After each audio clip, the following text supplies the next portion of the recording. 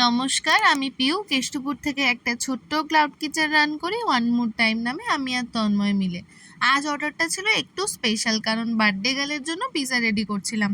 আরে পুরো গল্পটা তো শোনো। আসলে এটা ছিল আমার এক রিপিট কাস্টমারের অর্ডার। আমার কিচেনের পিৎজা তার এতটাই পছন্দ যে তিনি নিজে তো প্রায় দিনই আমার থেকে অর্ডার করে নেন, এবং তিনি তার খুব কাছের একজন মানুষকে তার বার্থডেতে গিফট হিসাবে পিৎজাই দিয়েছিলেন।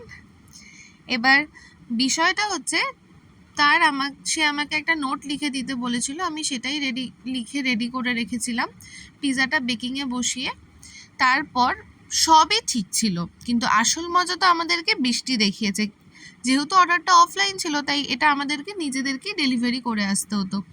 ডেলিভারি করার সময় এত জোরে বৃষ্টি হচ্ছিল যে আমরা রেনকোট পরেও পুরো ভিজে গিয়েছিলাম।